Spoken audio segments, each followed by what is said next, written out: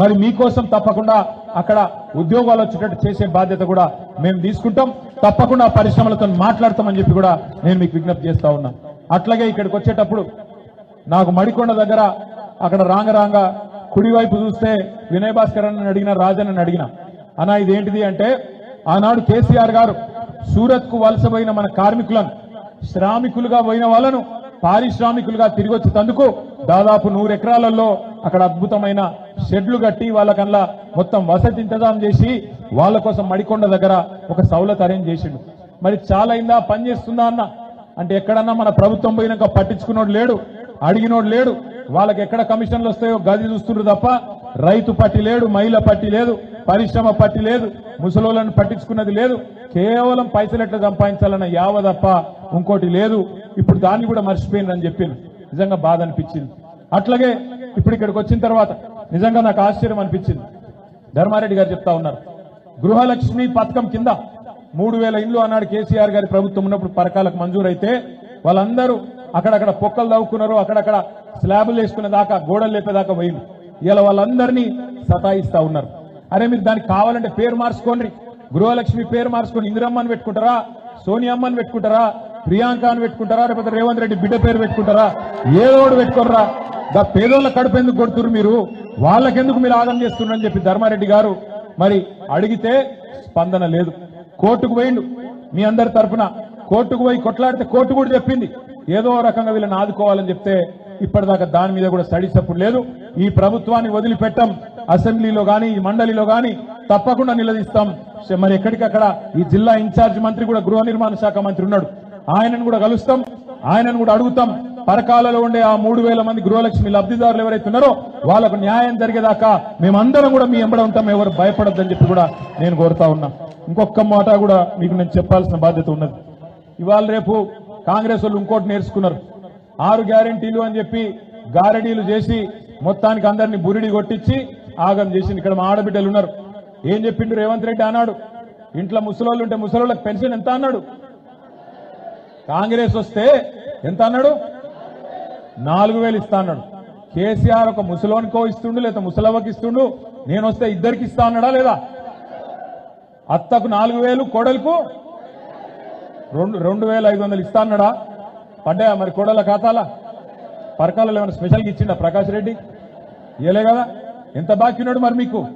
20 నెలలు అయింది ప్రభుత్వం వచ్చి, ఎంత బాకీ ఉన్నాడు? ఒక్కొక్క నెలకు 2500, 20 నెలలు ఎంత బాకీ? ఒక్కొక్క ఆడబిడ్డకు రాష్ట్రంలో రేవంత్ రెడ్డి గారు ఈ ప్రభుత్వం 50,000 రూపాయలు బాకీ ఉన్నది. గల్లవట్టి అడుగుండ్రి, గల్లవట్టి ఓట్ల కోసం మళ్ళొస్తే ఏమాయ కొడుక బాగా చెప్తివి, 100 రోజులంటివి, 6 గ్యారెంటీలు అంటివి, 50 నీ 6 గ్యారెంటీలు అనుండ్రి, అడుగుండ్రి, కుల్లా అడుగుండ్రి. రెండో మాట ఏం చెప్పిండు, కేసీఆర్ లగ్గం చేసుకుంటే 1,00,000 ఇస్తుండు, నేను మీదికెళ్ళి తులం బంగారం ఇస్తాన్నాడు. ఇస్తానడా లేదా? వచ్చినాయి ఆ తులం బంగారం? నేను ముందే చెప్పిన వీళ్ళు లంగలు, కాంగ్రెస్ వాళ్ళు మంచోళ్ళు కాదు, నమ్మకుండ్రి. తులం బంగారం కాదు, తులం రోడ్డు గోల్డ్ కూడా ఇవ్వడం చెప్పిన నేను మీకు. ఇక మీరు కొంతమంది ఆశపడ్డారు, బంగారం అనే వరకు సెంటిమెంట్ ఉంటుంది నాకు తెలుసు. సెంటిమెంట్ కోసం కొంతమంది ఏమో దబ్బని ఇస్తాడేమో చెప్పలేం కదా అని కొంతమంది ఆశపడ్డారు, గుద్దిరు. ఇలా ఆ పని చేసిన పాపానికి ఉన్నది పోయింది మొత్తం. రైతు బంధు 10,000 నుంచి 15,000 చెప్తా అన్నాడు, ఇచ్చిండా 15,000? 2 కాలాలు 2 పంటలకు రైతు బంధు ఎగ్గొట్టిండు. కేసీఆర్ ఉన్నప్పుడేమో మీకు నాట్లప్పుడు పడుతుండే రైతు బంధు, టింగు టింగు అనుకుంటా. ఇవాళ ఓట్లప్పుడు పడతాను, ఓట్లు వస్తేనే రైతు బంధు, ఓట్లు లేకపోతే మళ్ళీ రైతు బంధు గాయబ్, మళ్ళా దొరకరు వీళ్ళు.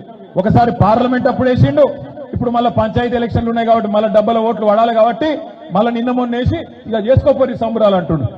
కేసీఆర్ గారు 70 లక్షల మంది రైతులకు 73,000 కోట్లు వేసిండు. మా ఆడబిడ్డలు ఉన్నారు కాబట్టి ఇంకొక మాట కూడా నేను యాద్ చేస్తున్నా. కేసీఆర్ ఉన్నప్పుడు వడ్డీ లేని రుణాలు 3,000 కోట్లు మనం ఇచ్చుకున్నాం, కానీ ఎన్నడికి ఇంత డబ్బా కొట్టుకోలే, ఇంత ప్రచారం చేసుకోలే. ఇలా 300 కోట్లు ఇచ్చి సారాన కోడికి బారాన మసాలా అన్నట్టు 30 రోజులు సంబరాలు చేసుకోనట. బాకీ ఇంకా దాదాపు ఇంకొక 1000 కోట్ల బాకీ ఉన్నాడు, అది మర్చిపోయిండు. 300 కోట్లు ఇచ్చి 30 రోజులు మా ఆడబిడ్డలు సంబరాలు చేయాలన్నట. దయచేసి నేను మిమ్మల్ని ఒకటే కోరుతున్నా, మనకు మోక దొరికినప్పుడే వాత పెట్టాలి. ఇవాళ మోక దొరికింది, మీ ఇంటి ముంగడికి వస్తారు మళ్ళా కాంగ్రెస్ వాళ్ళు వచ్చి అవ్వ అంటారు, అక్క అంటారు, చెల్లె అంటారు, వదినే అంటారు, మరదలు అంటారు, వరుస కలుపుతారు. మేము ఉన్నాం కదా నీకెందుకు అంటారు. నువ్వు గట్టికి నచ్చిపోతే నీకు ఇందిరా మిల్లియా నీ పెన్షన్ కట్ చేస్తా నీ కార్డు తీసేస్తా అని బెదిరిస్తారు. వాని అయ్యా జాగీర్ కాదు, రేవంత్ రెడ్డి తాత సొమ్ము కాదు, ఇది మనది తెలంగాణ ప్రజల సొత్తు. అందులో వరంగల్ ఆడబిడ్డలతో పెట్టుకుంటే మీరు ముందే సమ్మక్క సారక్కకు మీరు వారసురాళ్ళు, కాకతీయ రాణి రుద్రమదేవికి వారసురాళ్ళు మీతో పెట్టుకోరు వాళ్ళు. కానీ దబ్బన పెట్టుకుంటే ఇంట్లో మళ్ళా సరాతం మరలేసి 2 జరుస్తే ఎక్కడోడక్కడ కాంగ్రెస్ ఉడికిపోతాడు. నేను ఒక్కటే అంటున్నా, సందు దొరికినప్పుడు కర్రు కాల్చి వాత పెట్టకపోతే మళ్ళా దొరకరు. మళ్ళా 3 ఏళ్ళు ఉన్నది ఎలక్షన్. ఇప్పుడు చూసుకోవాలి, ఇప్పుడు అడగాలి, ఇస్తావా లేదా? 2500 ఎప్పుడు ఇస్తావు? నా బిడ్డకు స్కూటీ ఇస్తాను ఎప్పుడు ఇస్తావు? నా కొడుకుకు విద్యా భరోసా కార్డు ఇస్తాను ఎప్పుడు ఇస్తావు? మా అత్తకు 4000 పెన్షన్ అన్నావు ఎప్పుడు ఇస్తావు? ఒక్క ఫ్రీ బస్సు పెట్టంగానే సరిపోదు, మిగతాయి కూడా పెట్టు. ఎప్పటి నుంచి పెడతావో తారీఖు పెట్టు. అట్లయితే మాట్లాడుతా అనాలి తప్ప అగాధం ఓటేయద్దు, నమ్మి మోసపోవద్దు. నేను మీకు చెప్తా ఉన్నా, ఒకటే కోరుతా ఉన్నా, ఈ స్థానిక